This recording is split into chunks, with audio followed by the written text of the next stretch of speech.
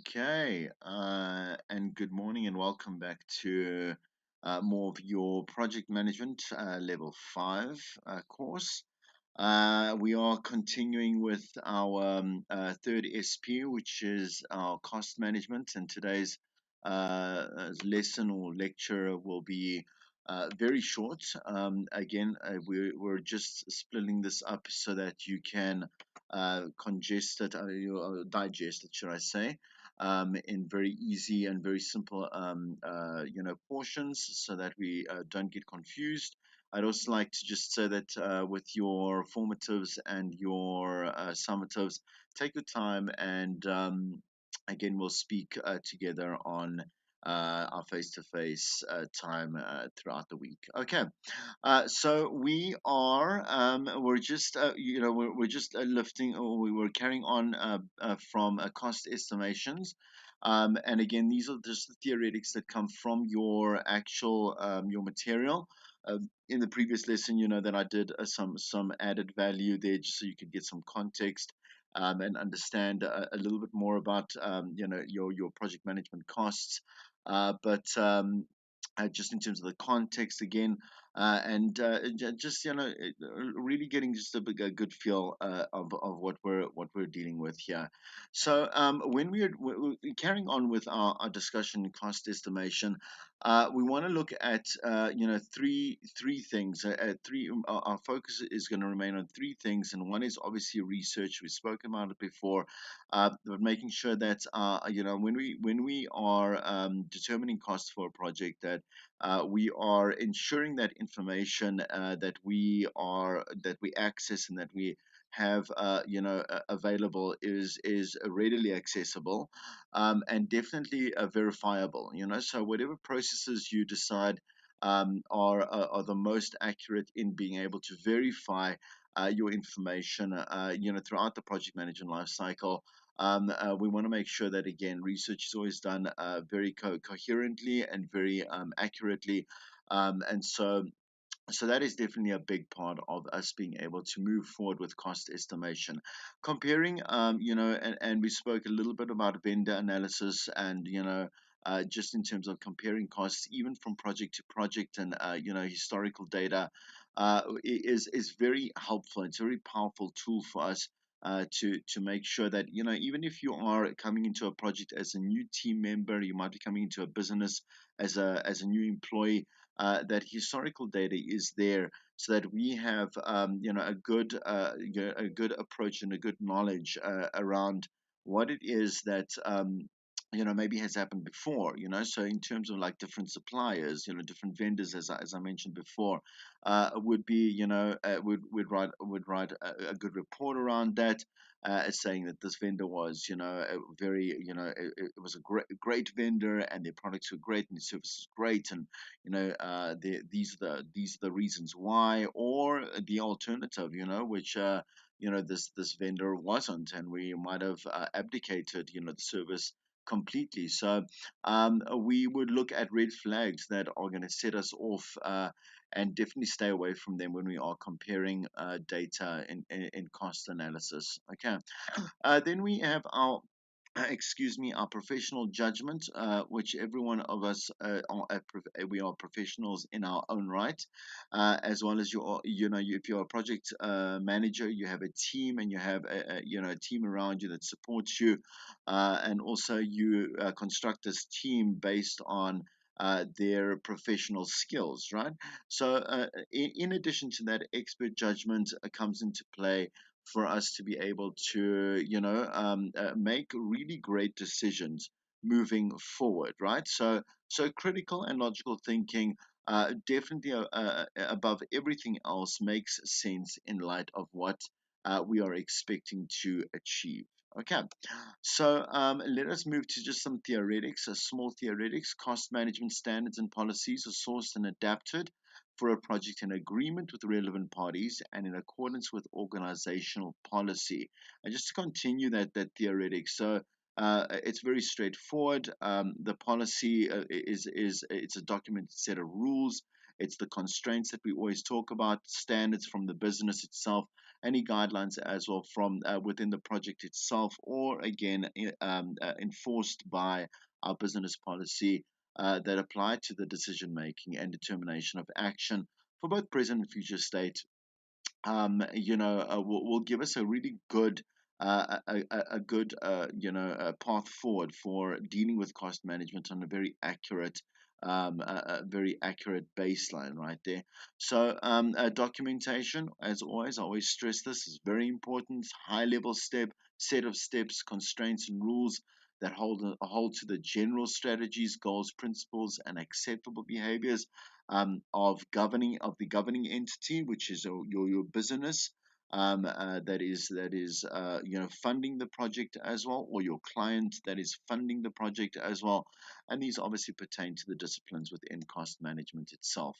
So we just want to look at some factors that influence project cost estimations, and the one is programming cycles. So that would be where we have cyclic behavior or cyclic functionalities that are on an ongoing process, estimating updating those estimates, and through our monitoring and controlling process.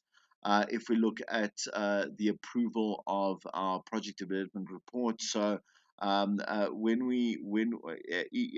a project manager, you will obviously develop these reports and this documentation. And again, we always talk about this change management board, this board that sits just above any and all projects within a business that has to okay really big decisions, right? That pertain to cost and project change, and that's the point that you see on just this side over here. Significant changes to the cost. When we do have those significant changes, we really want to be able to. We have to actually go. It's mandatory to go through the business processes and the business organizational structures to get the okay to move forward with big changes to our project. And again, our projects always affect costs, always affect scope, always affect time. And again, the fourth tier, which is quality, which I keep repeating, but it's going to be stuck in your head, and that's a good thing. So annual updates are only necessary if the estimates are not updated for any of the other listed reasons. And we're going to talk a little bit about accounting in just a moment. But let's just take a step back and look at what the concept of scope creep is. So we spoke about scope creep in previous lessons, and that is, I've said to you before, even within our contact sessions before the lockdown actually happened, that scope is super important for us to understand that. When we have something called scope creep, or the spiraling, the spiral project, right? Um, and that is a project manager that cannot say no to a client. Okay, that with we have the project management plan, we have the scope statement, we have our project charter that are all supposed to define exactly what is in and out of scope within this particular project, within this particular purpose that we are trying to achieve, right? And I've said it before, I'll say it again. The more concise you are, and the more stringent you are about sticking to those particular definitive characteristics or outcomes, deliverables of that particular project, right? The much more likely, or more likely, you are to achieve project success. So don't give in if you are working for, obviously, if you're developing a project for a client. Then we want to make sure that it's not there's nothing wrong with saying no. It's in fact a very good thing. You must always stand your ground. It doesn't even matter if your relationship is it's there's a word that I'm looking for, but it's almost hindered, or it's very great. It doesn't really matter. We don't You're doing the client a bigger favor by sticking within the actual scope of the project, so that we don't get what we call scope creep, which is it is continuous and uncontrolled growth in the project scope. It's a never ending project. Okay. And that obviously, again, why is it coming up in cost management? Because that's going to keep on costing you all the way right down to project failure. Right. So we don't want that. We keep that in mind. And as you can see in the little diagram, if there's a rise in cost and time, you can see that your scope just gets out of control. And you know, where we do again, we want to make additions.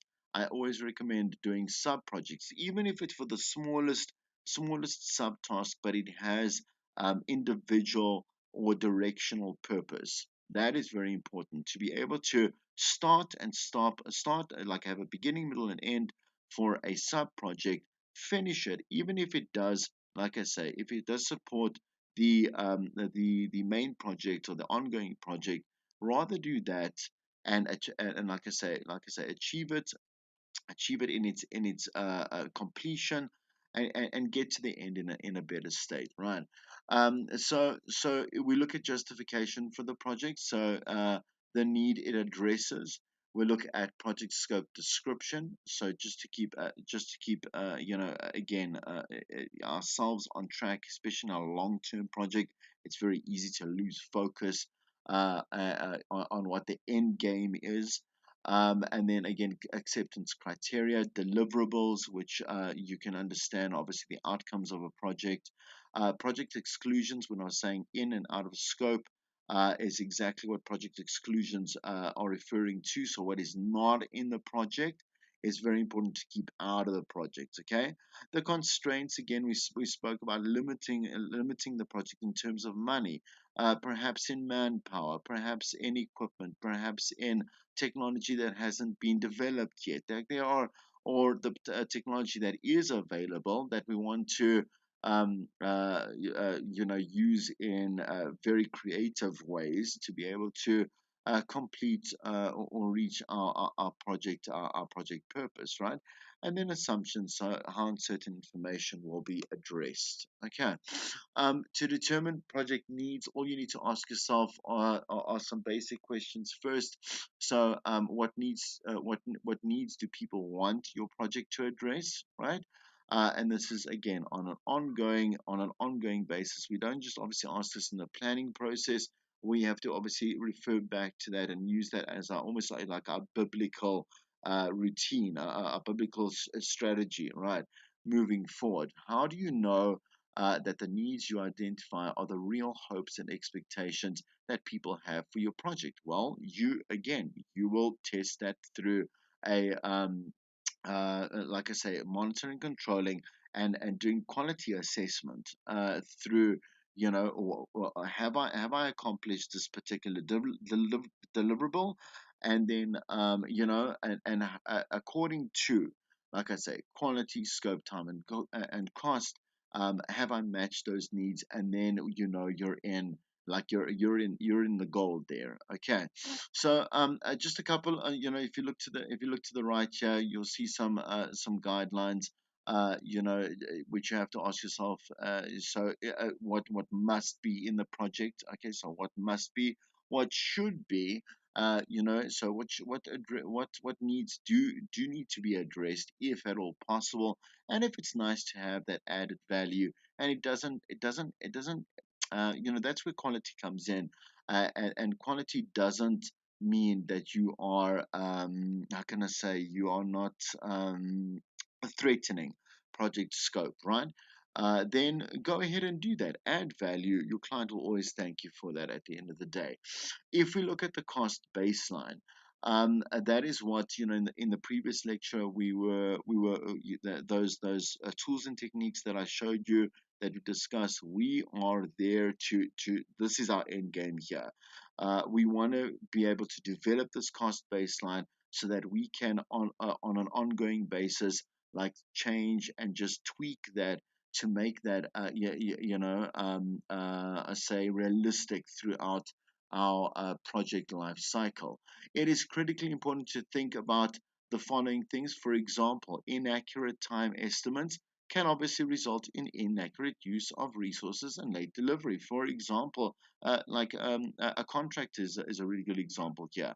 So if I have estimated that contractor A, right, will start on the 2nd of June, 2020. But because my and I've also I've scheduled in this contractor for a good 2 weeks there. I've got obviously I've notified the person. I've signed some contracts, via my human resource management. Um, and the thing is, there's two problems here. One is if obviously the project is late. Okay, so it's lagging in time, right?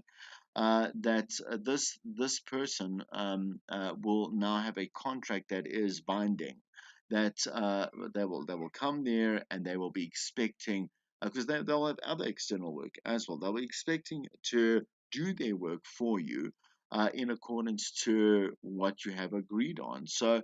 And yes, you can make amendments to that contract, but that is not good coming from your side. And a lot of contractors don't really have time, patience or energy for that type of kind of like runaround. So that would be one type of inaccurate like time versus cost estimation. Another example would be with the contractor is being paid, for example, full time per hour, a full hourly rate, so $600 an hour, $600 over, $650 overtime. But the thing is that you are utilizing this resource, this particular resource of manpower at only about 25% or 30% or 40%, not at 100% per day. So you are actually wasting money. Um, so things to think about, and you really again have to be in detail and approach this in a very pragmatic way. Inaccurate cost estimates can result in insufficient budget being allocated or excess budget being set aside for the project when it could be used for other projects or other. I mean that is. We spoke about a reserve, reserve which we need always for every project. We need reserve funding, and obviously reserve money. But there is also there's something to be said about just estimating far too much. We dedicate that money and it could be used somewhere else. If the cost or benefit estimates are inaccurate, this can lead to inaccurate decisions being made regarding whether or not to proceed with the project. And we really don't want that. We don't want a project failure. We're nearly done. Like I said, I'm going to keep it quite short. So this is just a rehash of where we are. You understand that with the initiation phase, it's quite clear and straightforward. We discussed some deliverables again. Like I say to you, the project chart is the first thing that gets us going. We're going to we're going to our project planning, which includes scope, which includes cost, which includes human resources. It includes a lot of the knowledge management areas, right?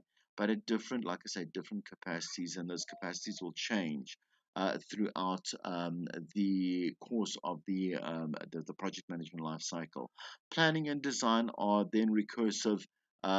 With monitoring and control, executing back and forth until it's done, and then we close the project. Okay. Um, just a couple more. I think that's where I wanted to. Let me see. Yep. No, that's where I wanted to end. Yep, that's where I wanted to end. And I think that will give you a good indication as to just getting your head wrapped around more of this cost management.